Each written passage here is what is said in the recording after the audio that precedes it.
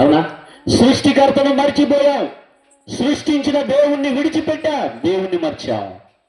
అందుకే ఆయన అంటున్నాడు, నేను మిమ్మల్ని చూచినప్పుడు చాటున నేను ఏడుచుచుంటుంది. ఏం చేస్తున్నట్ట?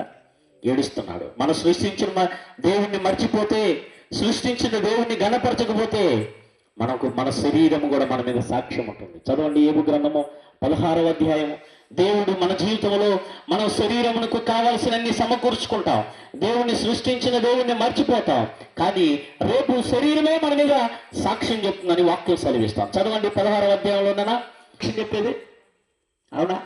గోడలోని వాళ్ళు ప్రత్యుత్తరం ఇస్తున్నాయి, దూలములు ప్రత్యుత్తరం ఇస్తున్నాయి, మరుపడుచున్నాయి. సృష్టి యావత్తు ఏకాగ్రతంగా మరుపడుచున్నది. సృష్టి యావత్తు అన్నీ కూడా దేవునికి మహిమపరుస్తూ ఉన్నాయి, అన్నీ కూడా దేవుని స్తుతిస్తూ ఉన్నాయి, అన్నీ కూడా ప్రభువును మరపరుస్తున్నాయి. జలరాశులు, జీవరాశులు, పక్షులు సమస్తము మరపెడుతూ ఉన్నాయి. ఇప్పుడు మర్చిపోయింది ఎవరంటే మానవులమైన మనమే. అర్థమవుతుందా? ఈరోజు నేను చాలా ఆశపడ్డాను. ఎంతో దేవునికి ఇవ్వాల్సిన సమయము ఇవ్వనీయుడు, దేవుని గణపరచాల్సిన సమయము గణపరచనీయుడు, నేను సృష్టించిన సృష్టికర్తను మహిమపరచనీయుడు. అయితే రేపు మన మీద ఏం సాక్ష్యం చెప్తున్నట్ట? దేహమంతయును పట్టుకున్నాము, ఇది కూడా నా మీద సాక్ష్యం ఉంది. రేపు మనం స్తుతించకుండా మనము దేవునికి ఇష్టానుసారంగా జీవించి దేవునికి ఇష్టమైన పనులు చేయకుండా లోకములో జీవిస్తే రేపు మన శరీరమే మన మీద సాక్ష్యం చెప్తుంది. ఏమని చెప్తుంది? అయ్యా, నేను కుటుంబంనిచ్చాను, బిడ్డల్నిచ్చాను, అవునా, అన్నీ ఇచ్చావు, కానీ ఈ శరీరం ఏమంటుందో తెలుసా? రేపు సాక్ష్యం చెప్తుంది. ఏమని? ప్రార్థన చేయలేదయ్యా, సువార్త ప్రకటిస్తున్నప్పుడు సేవకులు సువార్తకు వెళ్ళలేదయ్యా, దేవునికి ఇవ్వాల్సిన సమయం ఇవ్వాల్సింది పోయి ఇవ్వాల్సిన సమయం ఇక లోకములో ఎనుకంజ వేశారయ్యా. రేపు శరీరం సాక్ష్యం చెప్తుంది. ఈరోజు వాక్యం ఇచ్చిన మన జీవితంలో దేవుడు మాకిచ్చిన దర్శనం బట్టి మేము సువార్తను ప్రకటిస్తా ఉన్నాము. దేవుడు మాకిచ్చిన తలంతును బట్టి, అందుకే వాక్యం సెలవిస్తుంది, వారు వినకపోయినా దేవుని మాటలు మీరు తెలియచేయమని వాక్యం సెలవిస్తూ ఉంది. విన్నవారికి మేలు కలుగుతుంది, వినని వారికి మేలు చూడలే. నీ మాట విన్నవారికి అది ఏ మేలయ్యా. మేము ప్రయాసపడ్డాము, కానీ ఒక చేప కూడా చూడలేదు. అప్పుడు ప్రభువు గారు అంటున్నాడు, మీరు కుడి వైపున వల వేయుడి. ఎక్కడ వేయమంటున్నాడు? మీరు కుడి వైపున వల వేయుడి. కుడి వైపున వల వేస్తే విస్తారమైన చేపలు 153 చేపలు పడినాయంట. గట్టిగా నమ్మిన వారు చేపలు కొట్టండి ఒకసారి. 153 చేపలు, గొప్ప చేపలు. ఎన్ని అంట? గొప్పవి. 153 చేపలు.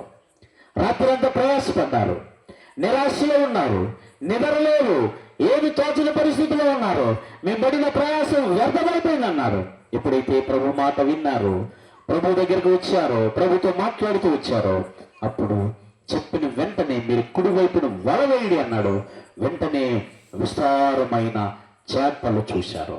ఈరోజు వాక్యం వింటున్న మన జీవితంలో విస్తారమైన ఆశీర్వాదం మన జీవితంలో చూడాలంటే, సమస్యల నుంచి విడుదల పొందాలంటే, వేదల నుంచి విడుదల పొందాలంటే, బాధల నుంచి విడుదల పొందాలంటే, దుఃఖం నుంచి నాచులుగా మార్చబడాలంటే, ఈరోజు ఈ వాక్యం వింటున్న మన జీవితంలో దేవుణ్ణి మహిమపరిచే వారముగా ఉండాలి. ఒకటి. రెండవది, దేవునికి ఇవ్వాల్సిన సమయము ఇచ్చేవారు ఉండాలి. మూడవది, ఆయన్ను స్తుతిస్తూనే ఉండాలి. ప్రతి క్షణము స్తుతించాలి. అందుకే సామెతల గ్రంథం ఉంది, కూర్చున్నప్పుడును, లేచినప్పుడును, నడుచున్నప్పుడును, త్రోవలు విన్నప్పుడు నువ్వు వాటిని గురించి ధ్యానించాలి, వాటిని గురించి తెలియచేయాలి. అప్పుడు నువ్వు కూర్చున్నప్పుడు, లేచినప్పుడు ధ్యానించటమే కాదు, కానీ నీ పిల్లలకు వాటిని తెలియచేయాలి. ఈరోజు తల్లిదండ్రులు ఉన్నవారు దేవుని స్తుతించాలి, వారి తర్వాత వారి పిల్లలకు తెలియచేయాలి. అర్థమవుతుందా? మా కుమారుడు 7th క్లాస్ చదువుతున్నాడు. ఇప్పుడు మాతో పాటు సువార్త తీసుకుని వస్తాం. మా పెద్ద పాప ఉంది, ఈరోజు తీసుకురాలేదు కుదరక. వారందరూ చిన్న పాప 6వ సంవత్సరం, ఈ సంవత్సరం 1st క్లాస్. ఆ పాపకు మైక్ ఇస్తే 10 పాటలు పడింది. అర్థమైందా? ఈరోజు నిజంగా వాస్తవం చెప్తున్నాను, దేవుడు మాకు ఇచ్చిన బిడ్డలందరూ ప్రభువును స్తుతిస్తారు. అర్థమైందా? మాకు ఇచ్చిన బిడ్డలు ప్రభువును మహిమపరుస్తారు. పడుకునేటప్పుడు మోకాడ మోకరించే. అర్థమైందా? ఈరోజు వాక్యం వింటున్న మన జీవితంలో మనకిచ్చిన దేవుడు సమయాన్ని మనం మహిమపరుస్తున్నామా? ఎన్నిసార్లు ప్రభువుని మనం స్తుతిస్తున్నాం? ఎన్నిసార్లు ప్రభువుకి ఇవ్వాల్సిన సమయము ఇస్తా ఉన్నాం? అందుకే నా మహిమ నిమిత్తము నేను వారిని సృష్టించాను. మనల్ని ఎందుకు సృష్టించాడు దేవుడు? చెప్పండి అందరూ. దేవుడు మనల్ని ఎందుకు సృష్టించాడు? ఆయనను మహిమపరచుట కొరకు. ఆయన మనల్ని ఎందుకు సృష్టించాడు? ఆయనకి ఇవ్వాల్సిన సమయము ఇచ్చుట కొరకు. అర్థమవుతుందా? ఈరోజు ఒక్క 2 వారాలు అవుతుంది ఈ సువార్తను ఆపివేశా. నేను ఎంతో బాధపడుతున్నా. ప్రభు, ఆ సువార్తకు వెళ్ళలేకపోయాను. ఎప్పుడు వెళ్ళాలని ప్రార్థన చేస్తా ఉన్నప్పుడు దేవుడు ఈరోజు మంచి శ్రేష్టమైన సమయాన్ని ఇచ్చాడు. రేపు ఎల్లుండి రాత్రి ఇంకొక గ్రామానికి వెళ్ళాలి. ఈరోజు వాక్యం వింటున్న మన జీవితంలో దేవుని మహిమపరుద్దామా? దేవునికి ఇచ్చే సమయం. ఈనాడు చాలామంది దేవుని మహిమపరచడానికి సిగ్గుపడుతున్నారు. అవునా? దేవుని మహిమపరచడం కొరకు ఏం చేస్తున్నారు? పాటలు పాడమంటే పాటలు పాడడానికి సిగ్గుపడుతున్నారు. నువ్వు ఒక పాటని వారానికి ఒక పాట నేర్చుకో. నెలకు 4 వారాలు 4 పాటలు నేర్చుకోవాలి. నెలకు 4 అంటే 4 వారాలకి 4 పాటలు నేర్చుకుంటే 12 నెలలకి 12 నాలుగు ఎన్ని అమ్మా? సంవత్సరానికి వచ్చి ఎన్ని పాటలు నేర్చుకోవచ్చు? 24, 64, 98. అమ్మో, బాగా చాలా సంతోషపడ్డా. మంచిగా పాడుతున్నారు. అవునా?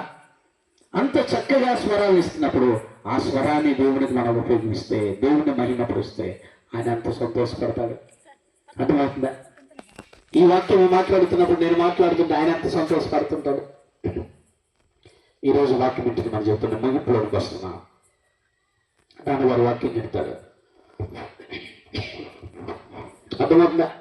దేవుని మనం మహిమపరుస్తే, దేవుని గణపరుస్తే, దేవునికి ఇవ్వాల్సిన సమయం మనకి ఇస్తే మన ద్వారా ప్రభువు మహిమపరుస్తాడు.